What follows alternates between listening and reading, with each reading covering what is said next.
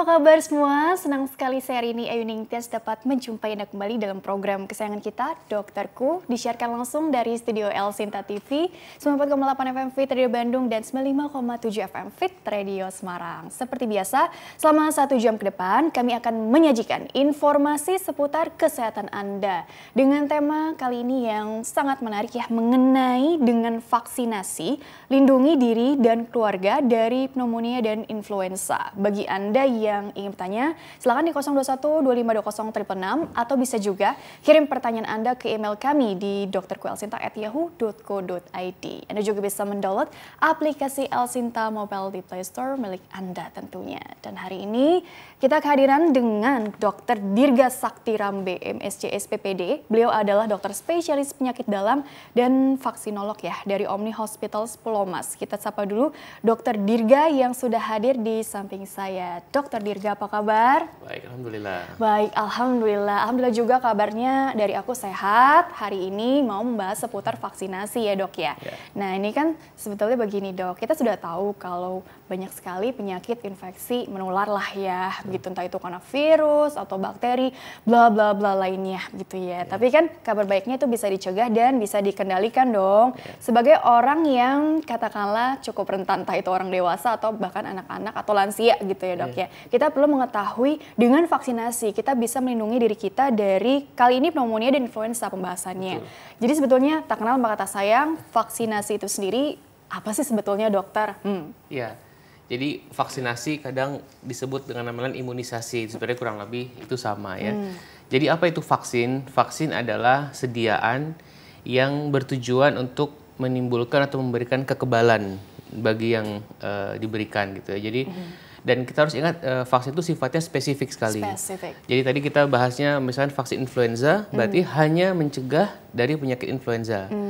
Sebaliknya tadi vaksin pneumonia berarti hanya mencegah atau memberikan proteksi dari pneumonia. Itu mungkin. Begitu ya. Tapi sebetulnya bukannya Tuhan sudah menciptakan apa ya dok ya, sistem kekebalan tubuh nih yang secara alami ya itu nggak cukup ya dok ya? Apa karena penyakitnya yang begitu dahsyat gitu ya mengganggu tubuh kita atau bagaimana sebetulnya? Tidak ada keraguan sistem kekebalan kita itu canggih sekali sebenarnya. Nah, tapi tetap ada beberapa saat di mana itu perlu diperkuat gitu. Jadi vaksin itu kelebihannya dari sistem kekebalan kita adalah memberikan proteksi yang spesifik. Nah, jadi vaksin itu diberikan kepada orang yang sehat sebelum sakit. Gitu. Sedangkan kalau kita hanya mengandalkan kekebalan, kita mesti nunggu sakit dulu baru kebal. Nah, itu bedanya. Baru terbangun antibodinya maksudnya begitu ya. Nah, betul. sebenarnya antibodi ini sendiri pengertiannya berarti apa sih dok yang ditujukan untuk melawan si virus atau si kumannya ini ketika masuk ke tubuh kita atau bagaimana? Jadi kalau seseorang terpapar bakteri, virus, jamur, parasit itu secara natural tubuh kita kan memproduksi antibodi. Ini tentaranya gitu, pasukannya untuk melawan penyakit tadi. Wow, luar biasa ya. Gitu. Tapi ini kalau dalam kondisi yang katakanlah memang normal ya. Tapi bagaimana dengan kondisi-kondisi memang ada penyakit khusus gitu. Misalnya ada, kalau autoimun itu beda lagi ya dok ya. Karena kan katanya pertahanan tubuhnya ini justru malah yang apa ya jadi musuhnya dia begitu ya. Jadi ada beberapa kelompok populasi tertentu yang memang memiliki gangguan pada sistem kekebalan tubuhnya, salah satunya autoimun. Atau nggak usah jauh-jauh, orang sehat tapi sudah tua, di atas 60 tahun. Lansia gitu ya. Pasti daya tahan tubuhnya juga menurun gitu ya. Jadi ada hal-hal yang kita perlu lihat lagi memang. Gitu. Atau mungkin si anak-anak juga apa barangkali? Betul, anak-anak yang juga ya. Yang terutama yang 2 tahun ke bawah itu sangat rentan juga. Tapi pada prinsipnya kita bahas yang secara umum ya, untuk orang dewasa, apalagi yang produktif nih yang mobilitasnya cukup tinggi, yang artinya kemungkinan terpapar tadi ya dok ya. Itu jauh lebih besar nggak sih logikanya? Tapi pada intinya ini vaksin untuk mencegah atau melindungi diri kita dari pneumonia dan influenza. Mengapa sih dokter ini tertarik sekali untuk fokus ke pneumonia dan influenza? Apa karena memang sekarang lagi maraknya berita virus corona juga kan ya case-nya. Jadi mungkin sedikit banyak ya komplikasi atau gejalanya kan mirip-mirip dengan common cold begitu ya dok ya. Jadi bagaimana dokter? Betul, jadi influenza, pneumonia, dan corona itu punya kesamaan. Semuanya menyerang sistem pernapasan kita. Nah, jadi orang-orang yang sedari awal sudah memiliki masalah pada sistem pernapasannya, ada influenza, ada pneumonia, itu lebih rentan untuk mengalami virus-virus lain termasuk corona itu. Gitu. Jadi yang bisa kita lindungi lah, gitu, kita proteksi. Kita kendalikan, kita lindungi, kita proteksi. Tapi maksudnya yang tadi ada riwayat terinfeksi, artinya riwayat ada masalah di saluran pernafasannya. Mungkin yang bawaan misalnya alergi gitu dok, Betul. asma atau sering sering batuk pilek gitu ya. Aduh, umum banget kan itu dok. Iya. Nah itu bagaimana dok? Apakah memang yang harus lebih diwajibkan atau prinsipnya seperti apa tuh? Justru orang-orang tadi dengan asma atau batuk pilek yang kronis itu rekomendasinya lebih kuat lagi untuk mendapatkan vaksinasi. Karena memang dari awal kan berarti sudah ada kerentanan, sudah ada gangguan gitu ya. Jadi harus vaksinasi justru. Oh iya, teorinya seperti itu ya dok ya. Tapi kenyataannya banyak orang-orang yang tidak berani vaksin misalnya, atau tidak mau atau mungkin terlanjur percaya dengan informasi yang dia baca, entah itu nggak akurat misalnya gitu ya. Jadi sebenarnya mengapa sih kepedulian kita terhadap vaksinasi atau imunisasi ini perlu digalakkan, perlu ditingkatkan? Apakah memang kenyataannya banyak yang belum cukup aware juga untuk melakukan vaksinasi? Karena kan ada yang wajib, ada yang lengkap gitu ya dok ya. Pertama saya ingin menyampaikan vaksinasi itu sesuatu yang dikerjakan di seluruh dunia. Di semua negara itu ada program imunisasinya, vaksinasinya. Betul. Jadi itu sesuatu yang memang aman itu. Terus yang kedua betul. Di Indonesia khususnya untuk vaksinasi orang dewasa itu informasinya belum merata lah gitu ya. Jadi kita selalu mikir kalau vaksin itu buat anak-anak gitu. Padahal orang dewasa juga tidak kalah pentingnya. Tidak kalah penting, membutuhkan juga apalagi tadi kelompok yang misalnya yang rentan gitu, atau dengan penyakit-penyakit bawaan tertentu begitu ya. Apalagi pneumonia dan influenza ini kalau dilihat dari angka kejadiannya, influenza kan udah umum sekali ya dok ya, pilek gitu.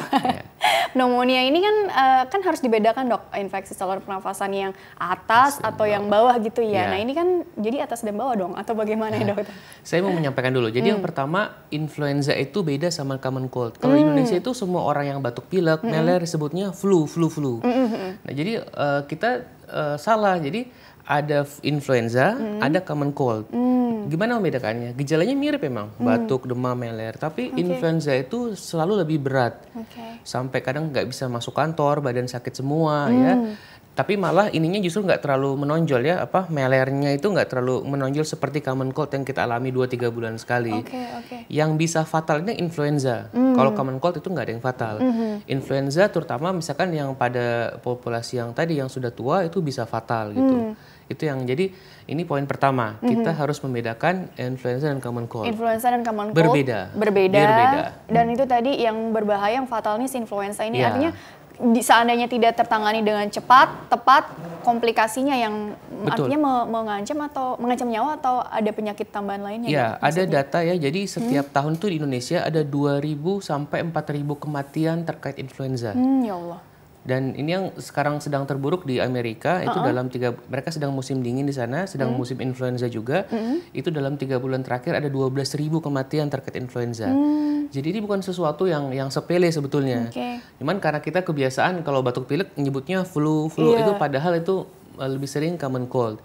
Yang kita takutkan ini yang influenza, yang kita sediakan vaksinnya yang influenza sebetulnya. Ini berbeda ya, jadinya common cold dengan influenza sekali lagi itu perlu dibedakan gitu. Nah kalau yang pneumonia sendiri berarti yang jauh lebih serius lagi atau bagaimana nih? Ya, tadi kalau influenza menyerang khususnya saluran napas bagian atas. Nah, kalau pneumonia itu bahasa ininya radang paru sebetulnya. Radang pada paru jadi di bawah.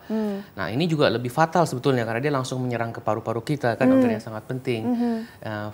Pneumonia ini rentan menyerang orang-orang dengan, sebetulnya semua orang bisa kena pneumonia, tapi dia lebih rentan terhadap orang-orang yang sebelumnya sudah punya penyakit tertentu, penyakit kronis.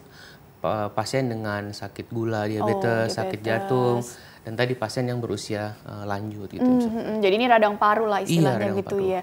Sebenarnya ini mengapa sih angka kejadiannya cukup sering gitu ya dok? Karena memang penularannya itu yang dengan mudahnya, ya namanya virus, bakteri, jamur, parasit dan lain-lain itu kan tidak terlihat juga begitu ya dok. Tahu-tahu dia mengalami itu. Bahkan ada yang sebagian di awal katanya tidak ada gejala spesifik ya. Jadi orangnya juga ya udah tidak terlalu mengambil pusing lah karena mungkin ya memang tidak terlalu berat di awal begitu ya dok ya. Jadi yang jadi perhatian di sini sebelum kita masuk ke upaya pencegahan dengan vaksinasi ya ini karena memang sebegitu mudahnya penyebarannya atau ada penjelasan lain selain terkait imunitas juga dokter. Betul. Secara umum keduanya memang mudah sekali menular ya. Tertularkan. Jadi itu kita sebutnya lewat droplet. Jadi cairan dari saluran nafas kita yang keluar saat batuk, bersin atau bicara, lalu terhirup oleh orang yang sehat, itu bisa menimbulkan penularan gitu. Jadi memang betul penularan. Oke, apalagi mungkin orang itu terlihatnya nampak sehat aja, tapi nggak tahu ya dia membawa bisa aja kan jadi, gitu. Ya. Tapi jadi panjang tuh nanti pembahasannya. Dokter, kita jeda dulu sebentar, nanti dilanjutkan kembali di segmen selanjutnya lebih detail lagi ya.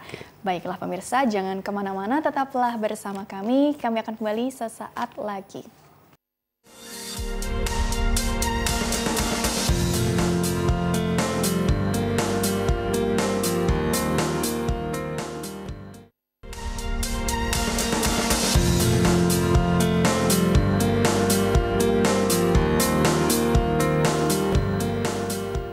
Ya pemirsa, terima kasih Anda masih bersama kami di program Dokterku. Masih membahas mengenai dengan vaksinasi, lindungi diri dan keluarga dari pneumonia dan influenza.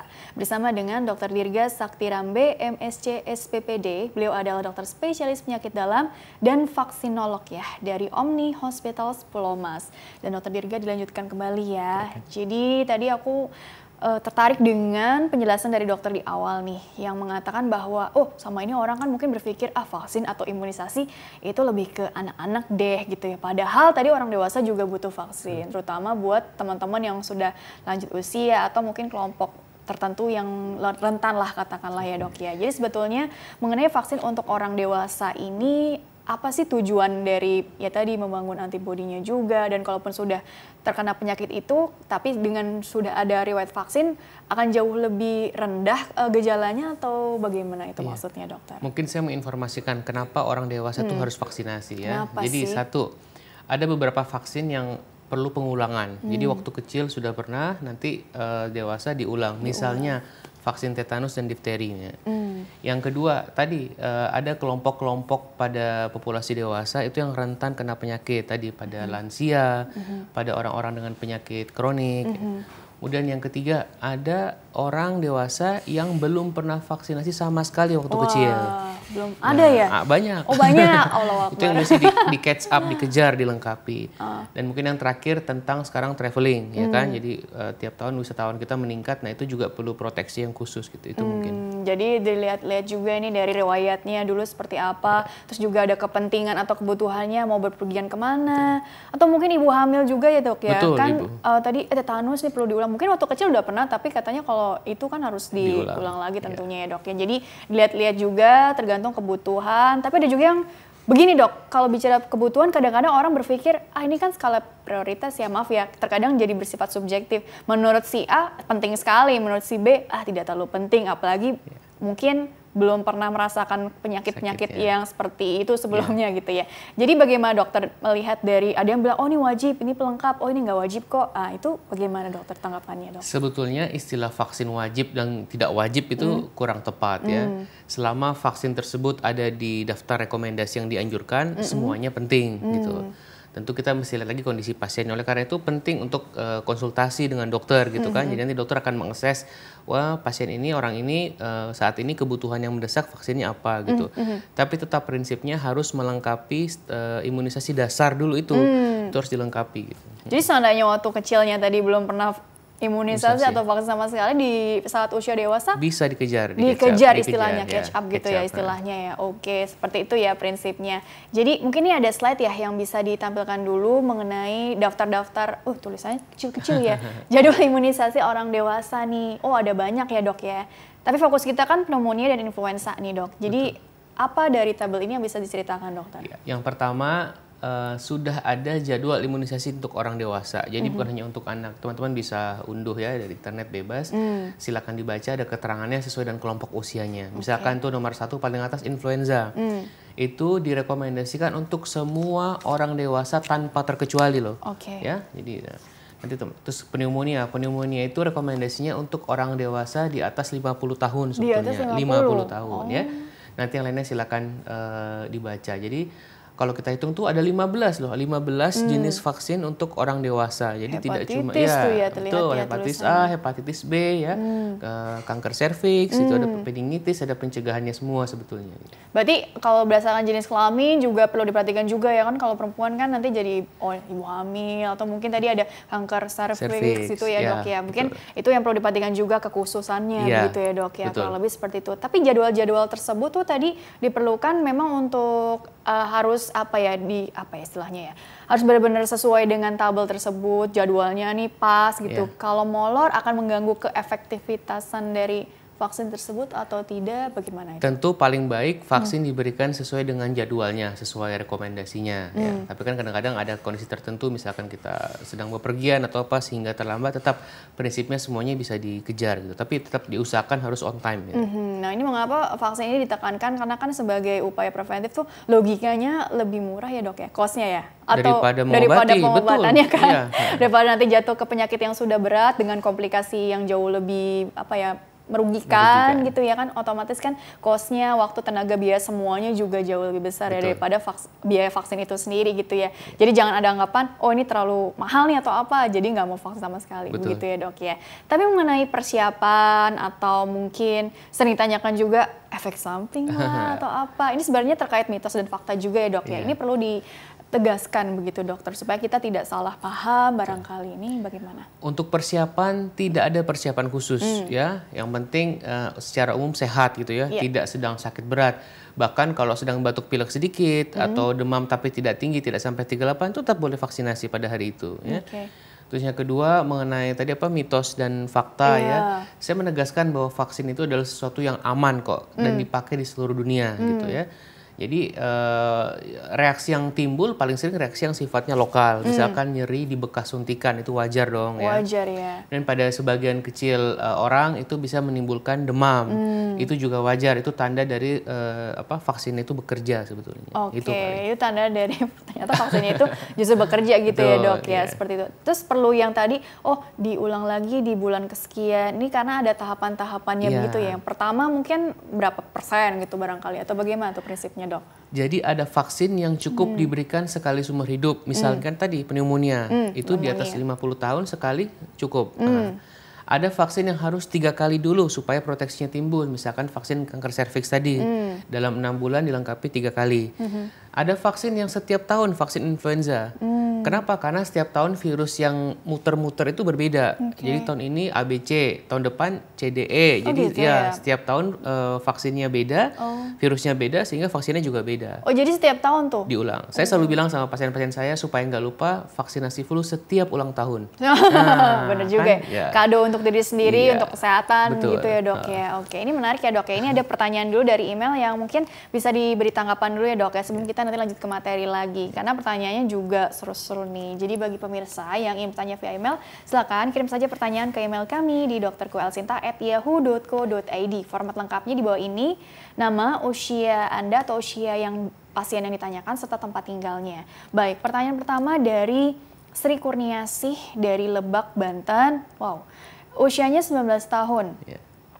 Dokter, saya sudah mengalami batuk, pilek, sakit kepala yang teramat sakit sampai ke bagian kepala belakang. Terkadang mengalami detak jantung yang berlebihan. Dan terkadang merasakan badan yang panas selama 3 hari belakangan ini. Kira-kira itu kenapa ya dok ya? Perlu vaksin apa ke depannya? Terima kasih. Karena kan bahasnya tentang influenza, pneumonia, dan juga tadi influenza perlu dibedakan dengan common cold. Jadi tanggapan dokter untuk Mbak Sri, berarti ya usia 19 tahun. Baik, untuk Mbak Sri, jadi tetap untuk keluhan-keluhan tersebut itu tetap harus ke dokter dulu dong untuk diperiksa pasti ya. Karena dengan keluhan seperti itu kemungkinannya masih cukup banyak. Satu. Yang kedua, vaksin apa yang diperlukan? Ya. Tadi satu, mesti diobati dulu keluhannya ya, ditangani dulu. Yang kedua, lihat status imunisasi waktu kecilnya itu udah lengkap belum. Kalau belum lengkap, tolong dilengkapi. Rekomendasi yang khusus mungkin pada kondisi ini tadi vaksin flu ya, itu juga sangat penting buat Mbak Sri ini. Segera mendapatkan vaksin flu. Vaksin influenza maksudnya ya. Dok, seandainya lupa dok gitu, waktu kecil tuh ada yang kurang nggak ya? Itu kan kita taunya gimana? Apa mungkin sebelum vaksin juga pasti petugas medisnya pasti apa dilakukan pemeriksaan dulu, ada punya antibodi atau enggak? Jadi prinsip pada vaksinasi itu kalau tidak terdokumentasi atau lupa dianggap belum pernah. Oh. Jadi penting tuh waktu kecil kan kita punya buku imunisasi itu penting Udah kemana tuh? Jadi nanti kalau itu sudah pernah gitu ya. Jadi tapi prinsipnya kalau belum itu dianggap belum pernah gitu. Dianggap belum pernah. Dan kalaupun seandainya nggak sengaja double gitu ya, itu tidak berbahaya. Tidak aman. masalah ya, Iya. bener ya dok? Oke. Itu. Lalu, terputus ya? Oke, baik. Dilanjutkan dulu aja ya sambil menunggu penelpon lagi nanti yang ada.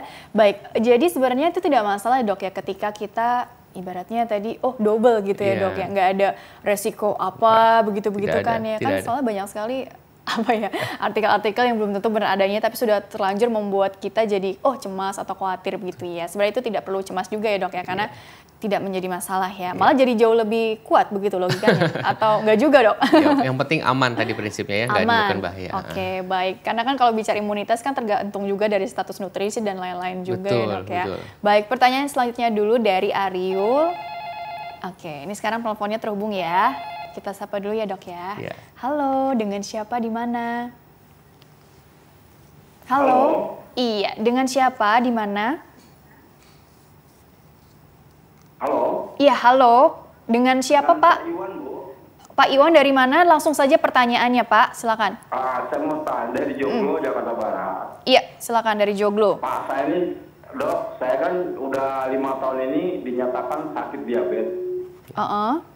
Apakah ada itu dok, imunisasinya dok, untuk ngilangin diabetes nih? Oke, supaya jadi anak-anak saya tidak kena diabetes gitu dok. Oke, baik. Jadi untuk diabetes mellitus gitu ya. Ada vaksinnya atau enggak? Ini penyakit yang kronik kan ya, bukan infeksi. Oke, mungkin perlu dijelaskan dulu prinsip dasarnya dulu dok ya, silakan. Jadi sampai saat ini imunisasi itu khususnya masih mencegah untuk penyakit infeksi terutama ya. Walaupun betul sedang dikembangkan ada imunisasi untuk kanker, untuk autoimun, untuk alergi itu sedang dikembangkan. Tapi untuk diabetes sendiri sampai saat ini belum ada vaksin yang bisa mencegah diabetes. Jadi gimana supaya anak-anaknya tidak mengalami juga? Tentu tadi kembali lagi ke menjalankan pola hidup yang sehat sih, itu yang paling penting. Oke, jadi pola makannya gitu, pola aktivitasnya juga, dilihat juga faktor resiko yang lain gitu ya. Tapi untuk jawaban untuk vaksin untuk mencegah diabetes sayangnya belum ada begitu ya. Tapi tadi menarik ya untuk autoimun, kanker itu lagi dikembangkan gitu ya dok ya. Makin kesini makin hebat ya ilmuwan-ilmuwannya. Oke, mudah-mudahan segera ditemukan deh. Baiklah, kita lanjutkan kembali begitu ya. Tadi untuk pertanyaan, tadi mudah-mudahan untuk Bapak Iwan sudah cukup jelas begitu ya Pak ya. Baik, sekarang pertanyaan dari Ariul. Ariul ini dari Jakarta, usianya 29 tahun dokter. Dokter, apakah vaksin PCV atau pneumokokus itu bisa untuk mencegah pneumonia, dampak virus corona pada anak dokter? Dan satu pertanyaan lagi, saya pernah vaksin influenza saat mau umroh di akhir tahun 2015, tapi saya masih sering batuk pilek. Apakah perlu divaksin ulang? Terima kasih. Tanggapan yang pertama dulu deh yang pneumokokus. Jadi vaksin itu sifatnya spesifik seperti saya bilang tadi ya.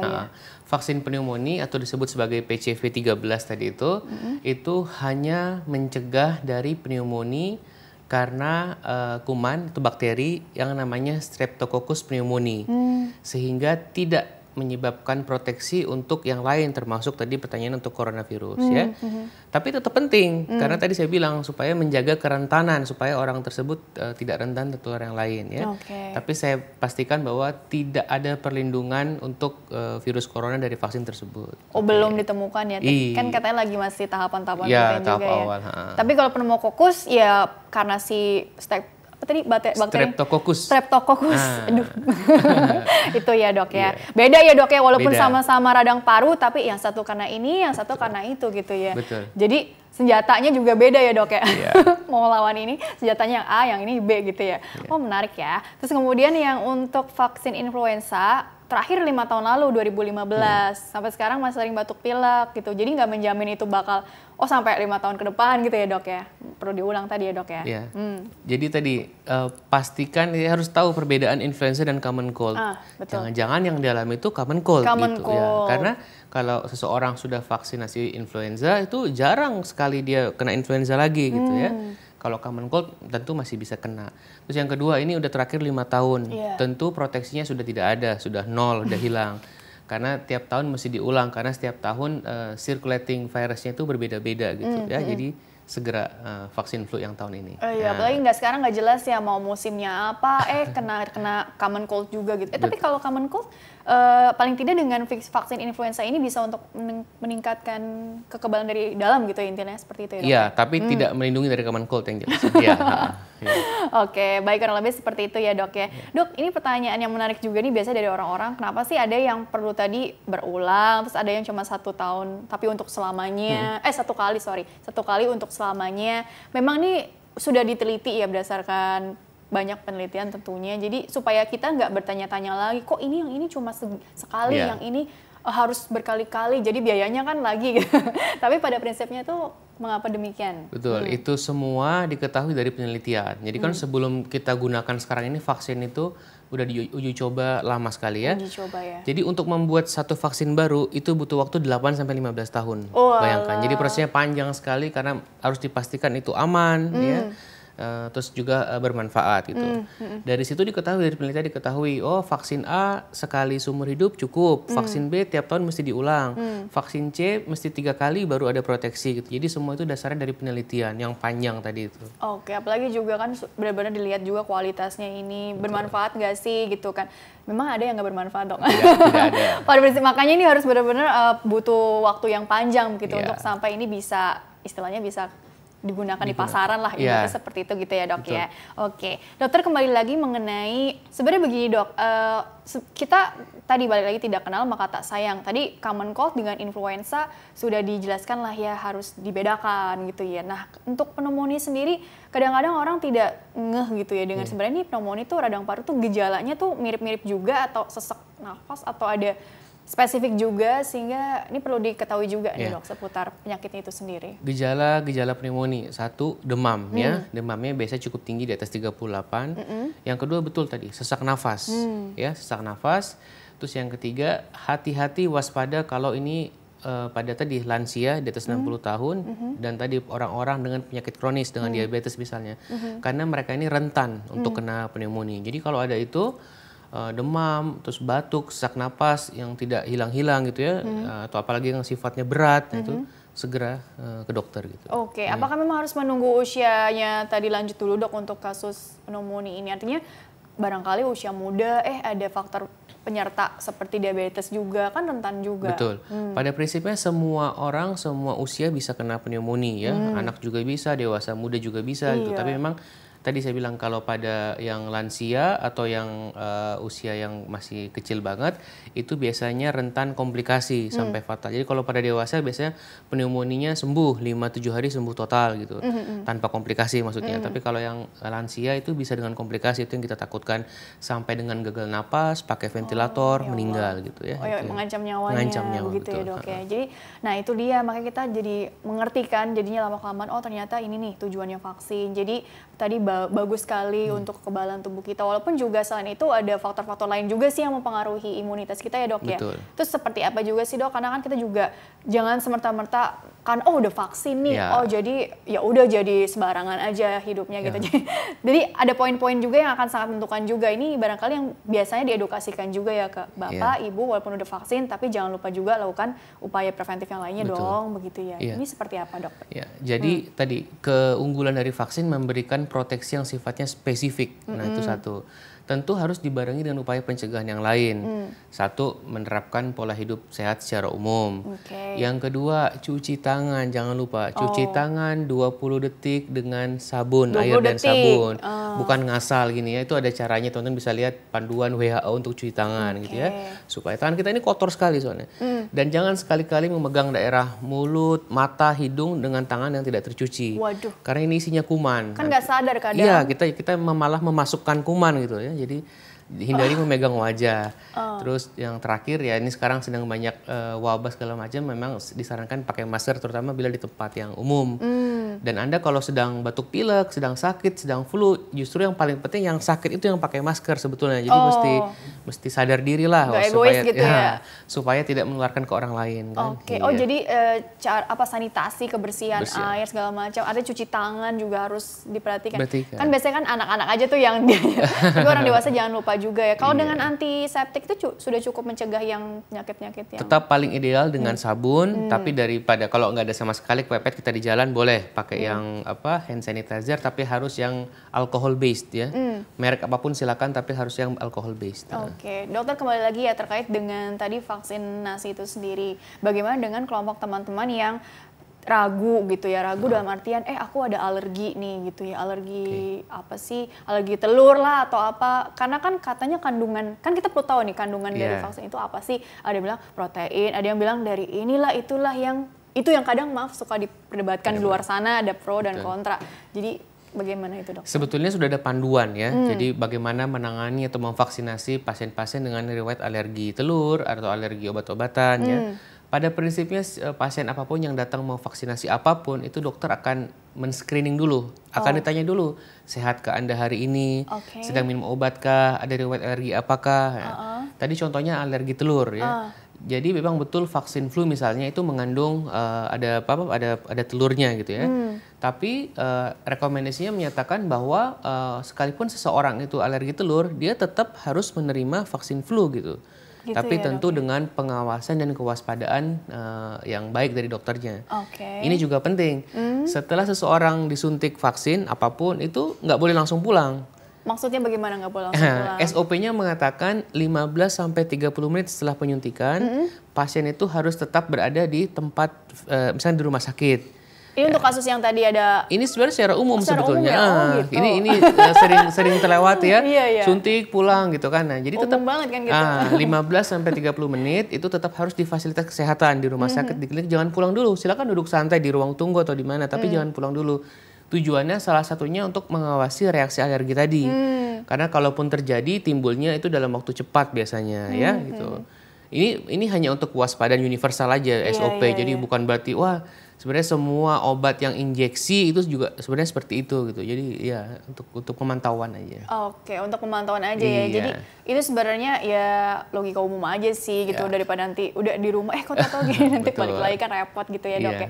Tapi sebenarnya itu untuk mensiasati yang teman-teman yang memang tadi khawatir ada alergi ini, ada alergi itu gitu ya. Tapi kalau untuk kondisi pada saat vaksinnya itu sendiri, pada saat dilakukan vaksin itu sendiri kan dalam kondisi yang fit dong. Kalau ya batuk, pilek, yang sakit berat atau influenza itu ya nggak mungkin divaksin juga gitu ya. Nah ini juga sering salah kaprah ya. Jadi sebetulnya syaratnya hanya satu, sehat secara umum saja. Jadi misalkan tidak sedang sakit berat di ICU, nah itu kita tunda lah pasti ya. Tapi kalau hari itu agak pilek-pilek sedikit, batuk sedikit, sumang-sumang, demam tapi tidak tinggi di bawah 38 itu tetap boleh, itu bukan kontraindikasi untuk vaksinasi. Bukan kontraindikasi. Atau kalau yang perempuan dok, maaf saya ditanyakan juga, ini kan aku lagi maaf datang bulan gitu ya, kondisinya boleh nggak sih divaksin gitu ya? Boleh, vaksin apapun tidak ada hubungannya dengan datang bulan gitu. Iya. Termasuk yang HPV? Termasuk. Oke, baik. Disapa dulu ya. Halo. Halo ya, selamat pagi dok. Pagi. Silakan, Ibu siapa di mana? Saya dari Jakarta dengan Ibu Ida. Ibu Ida Jakarta, silakan langsung ke dokter ya pertanyaannya Bu Ida. Ya, selamat pagi dok. Pagi. Ya, saya umur 64 tahun dok. Iya, 64. Iya, saya sudah suntik PCV 13 ya dok. Apakah masih perlu suntik yang influenza? Yang polri? Influenza. Dokter ada yang ditanyakan dulu pada Ibu Ida seputar riwayat sehari-harinya. Cukup mungkin ya. Cukup, oke. Usia 64, ya sebenarnya kan ada batasan usia nggak sih? Atau usia segini sudah tidak perlu diulang lagi kan? Pasti ada banyak pertanyaan seperti itu ya. Ibu Ida ada lagi yang ingin disampaikan? Mungkin ada keluhan atau tidak ada? Alhamdulillah. Tidak ada. Tidak ada ya. Terima kasih Bu Ida ya. Jadi seputar itu tadi ya, vaksinnya nanti perlu nggak sih influenza ini? Baru yang PCV 13, usia 64. Jadi bagus sekali ya Bu Ida, ini sudah mendapatkan vaksinasi pneumonia dan itu tidak perlu diulang, cukup sekali seumur hidup. Nah, tetap harus menerima vaksin influenza, karena ini dua hal yang berbeda. Yang satu untuk melindungi dari pneumonia karena bakteri Streptococcus, yang satu untuk melindungi dari penyakit influenza. Jadi tidak saling menggantikan tapi saling melengkapi. Saling melengkapi. Ya, jadi harus tetap mendapatkan vaksin influenza sekali setahun. Gitu.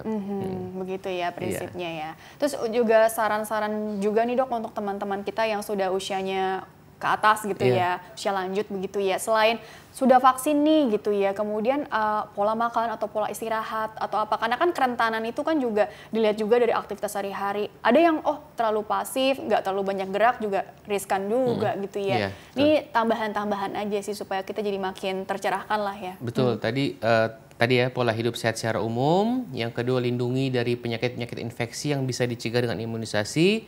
Mungkin kalau saya mau tambahkan jangan lupa medical check up mungkin. Nah, itu apalagi yang udah di atas umur 40 itu juga tiap tahun mesti medical check up ya. Jangan tunggu sampai gejala penyakit itu datang, itu terlambat gitu ya. Karena banyak hal yang bisa terdeteksi lewat medical check up sebetulnya walaupun pasiennya belum ada gejalanya gitu. Walaupun nggak ada gejala, jangan nunggu ada gejala malah ya. Jadi medical check up, terus pemeriksaan rutin, termasuk juga kalau kita mau vaksin, bukan lantas langsung vaksin gitu aja kan dok. Sepengalaman aku sih ditanyain dulu tadi seperti yang dokter katakan kan, riwayatnya seperti apa sih, ada dari keluarga, dari ayah ibunya, terus juga diperiksa dulu kan tadi ada antibodinya atau enggak. Nah, mengapa? Nah, ini pertanyaan yang misalnya untuk vaksin tertentu gitu ya, kan ada yang dia sudah ada antibodi nih, jadi nggak perlu lagi gitu kan. Tapi itu akan menjamin ketika terinfeksi penyakit itu dia benar-benar apa ya istilahnya, jauh lebih kuat atau tetap bagaimana nih? Karena kalau untuk kasus yang seperti itu dok. Sebenarnya pemeriksaan antibodi sebelum vaksinasi secara rutin itu kita tidak lakukan ya, kecuali satu hepatitis B. Hepatitis B. Oh ya itu aku hepatitis B. Ya, itu biasa kita cek antibodinya. Kenapa? Karena jelas kalau dia kurang dari 10 itu tidak ada proteksi sama sekali. Tapi kalau lebih dari 10 ada proteksi. Jadi dokter memastikan orang ini sudah terlindungi atau belum gitu. Oke, baik. Coba disapa dulu lagi ya.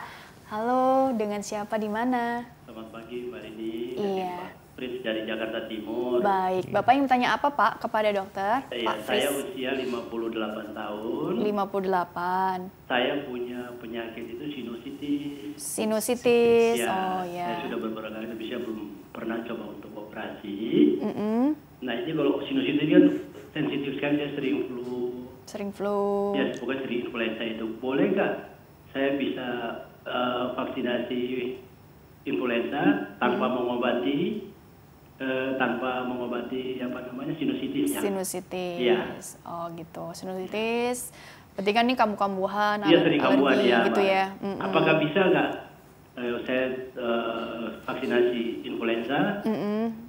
Gitu Mbak, makasih. Oh iya, jadi peran si vaksin influenza ini untuk sinusitis sendiri seperti apa? Walaupun mungkin. Iya, bisa nggak dengan vaksin influenza itu bisa mengurangi flu? Mengurangi kekambuhan gitu ya. Atau mungkin yang men-triggernya ini apa dulu juga gitu ya dok ya.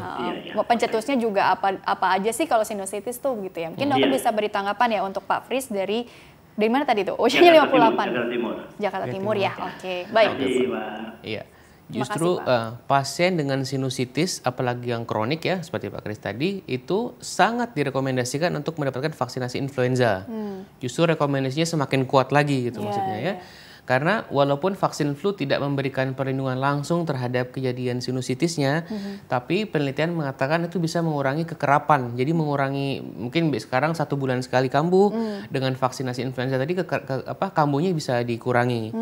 Tentu kalau sedang kambuh tetap harus diobati dong ya, karena ini 2 hal yang berbeda ya. Jadi untuk Pak Kris sangat penting untuk mendapatkan vaksinasi influenza. Sangat dianjurkan bahkan ya untuk mengurangi kekambuhan tadi ya. Walaupun nah ini kan kalau penyakit karena alergi atau apa kan harus dikenali juga tadi sekedar saran dari dokter sih.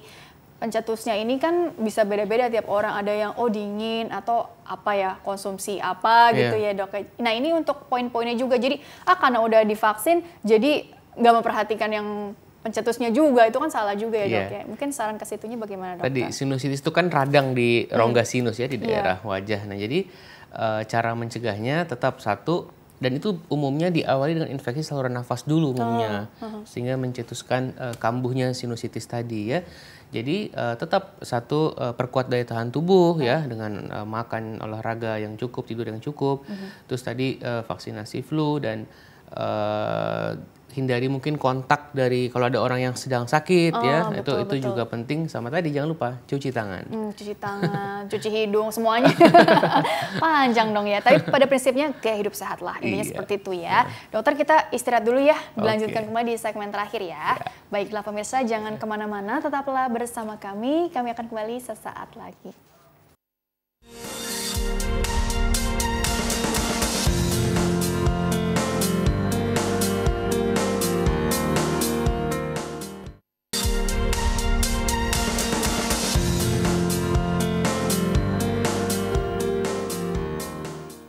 Ya pemirsa, terima kasih Anda masih bersama kami di program Dokterku, masih membahas mengenai dengan vaksinasi, lindungi diri dan keluarga Anda dari pneumonia dan influenza. Bersama dengan Dr. Dirga Sakti Rambe, MSc SPPD, beliau adalah dokter spesialis penyakit dalam dan vaksinolog dari Omni Hospital Pulau Mas. Dan Dr. Dirga dilanjutkan kembali ya. Jadi mengembangkan pertanyaan dari Bapak Fris tadi ya, jadi dari Jakarta Timur deh kalau nggak salah. Jadi sebetulnya kapan sih waktu ideal juga untuk dilakukan vaksin gitu, vaksin influenza deh atau vaksin pneumonia juga gitu ya, karena kan tadi case-nya tadi ada sinusitis. Nah ini aku bertanya secara umum aja, kan orang kan biasanya fokusnya karena mau traveling atau ke negara tertentu atau mau ke apa ya, mau umroh gitu kan, mau haji gitu ya. Itu kan udah pengetahuan umum lah ya dok ya. Tapi sebenarnya kalau untuk secara general gitu ya, kapan memang waktu yang idealnya begitu? Untuk vaksin influenza itu dapat diberikan sepanjang tahun ya. Jadi kapan aja boleh. Justru harus sesegera mungkin apalagi di saat situasi seperti ini. Yang kedua, vaksin pneumonia itu diberikan tadi kan pada dewasa usia lebih dari 50 tahun. Itu juga boleh kapan saja. Prinsipnya makin cepat makin baik. Sebelum sakit, sebelum tertular, segera lindungi diri gitu. Iya, lebih cepat lebih baik ya. Udah kayak Yusuf Kala ya. Tapi pada prinsipnya seperti itu. Nah, untuk ya udah daripada aku kelupaan gitu ya, nggak apa-apa dong kalau misalnya aku vaksinnya bersamaan dok gitu ya. Ada efek yang ini nggak, jangan-jangan demamnya double nih atau apa gitu. Jadi prinsipnya vaksin apapun termasuk flu dan pneumonia itu boleh diberikan bersamaan. Itu juga memudahkan pasien kan, nggak terlalu sering ke rumah sakit ya. Jadi boleh, jadi satu di lengan kiri, satu di lengan kanan, tidak ada masalah. Oh, gitu. Jadi bukan semuanya di lengan yang terus dua-duanya yang pegelnya jadi seimbang gitu ya dok ya, nggak yang di sini aja gitu ya.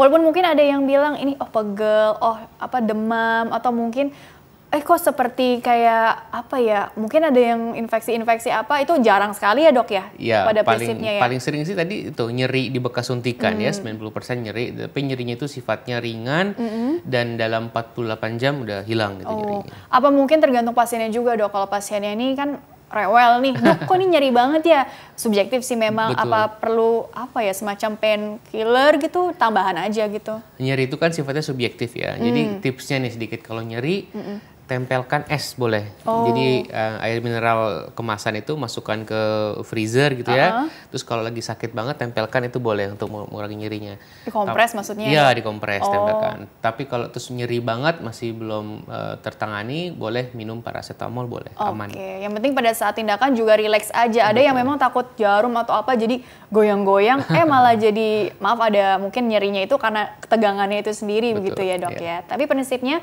kalau untuk mencegah penyakit-penyakit yang dalam kali ini pneumonia dan influenza, tadi dengan vaksin jangan lupa juga tadi pola istirahatnya, pola makannya, terus kalau stres juga begitu ya dok ya. Intinya seperti itu ya prinsip-prinsip dasarnya ya. Cerdas ya kalau dari Kemenkes itu kan. Cerdik, aku jadi lupa. Oke, kurang lebih seperti itu dokter, karena waktunya juga terbatas kan ya. Jadi kesimpulan yang bisa dokter sampaikan mengenai tema hari ini kepada kita semua untuk kesehatan keluarga kita semua, dokter, silakan. Oke, satu, imunisasi atau vaksinasi tidak hanya untuk anak-anak ya, untuk orang dewasa juga penting. Yang kedua, cek status imunisasi Anda, lengkapi yang belum, dan lihat tadi di tabel tadi, di jadwal tadi apa yang perlu dilengkapi, konsultasi ke dokter. Yang ketiga, terkait topik hari ini untuk vaksin influenza dan pneumonia. Vaksin influenza pneumonia itu melindungi diri Anda dan keluarga ya.